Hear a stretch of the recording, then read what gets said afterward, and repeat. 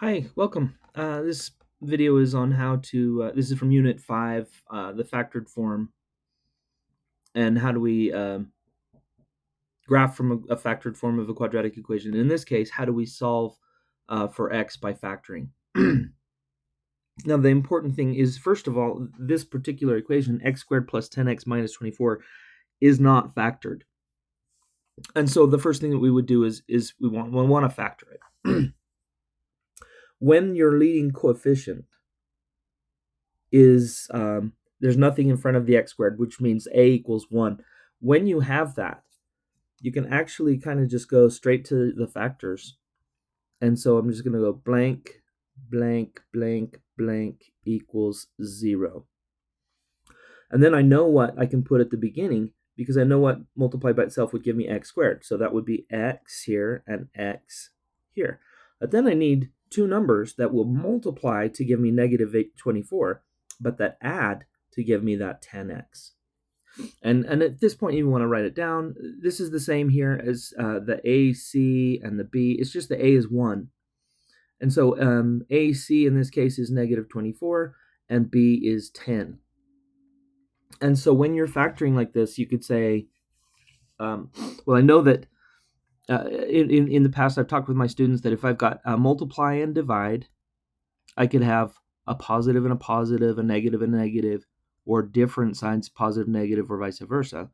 And in both of these cases, the result would be positive, so we use a smiley face to represent positive. Or in both of these cases, the answer would be negative, again using a negative, frowny face to represent negative. And so because negative 24 is negative, we know that it's going to be one of those two. We know the signs have to be different. And because the signs have to be different, when they add, they're not actually going to add to 10, they're going to subtract to 10. And some of you will be able to jump straight to those factors, but if you're not, you can just go, okay, well, I go 1 and 24, the difference would be 23. And I say difference because, like I said, when you add two numbers with different signs, you're going to get a negative value. 2 and 12. Well, there they go. That's the ones. 2 times 12 is 24, and 12 minus 10 would be 12 minus 2 would be 10.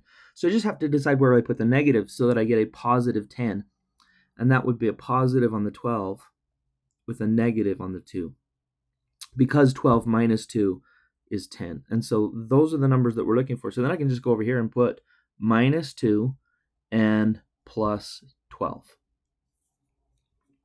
Now, with that said, we're going to go now and we're going to talk about the Z. I'm going to write it right here. The ZPP. I'm writing it up and down so I can tell you what ZPP stands for. The Z stands for 0. The P stands for product, which means in math it means multiply. We're multiplying to get a 0 as an answer, as a product. And then the other P stands for property, which is just the rule.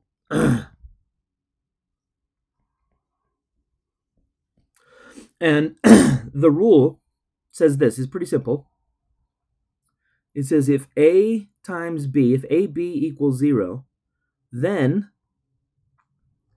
A equals 0 or B equals 0. You can't multiply to get 0 unless one of those things that you're multiplying to get 0 is 0. And so we're going to take advantage of that and say, all right, I've got x minus 2. That's one of the things being multiplied. And x plus 12, that's the other thing being multiplied. And the only way that they can multiply to give me 0 is if one or the other is equal to 0.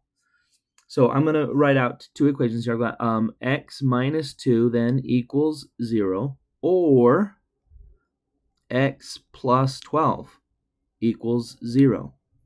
And then here I've got two equations I can solve. The opposite of subtract 2 would be add 2.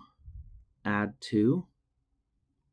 Those cancel. X then is equal to 2 is one of my solutions.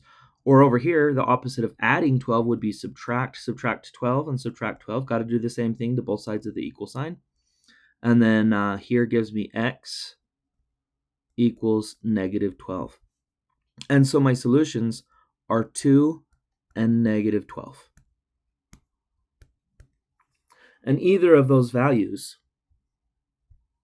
if plugged in to this equation, would make it true.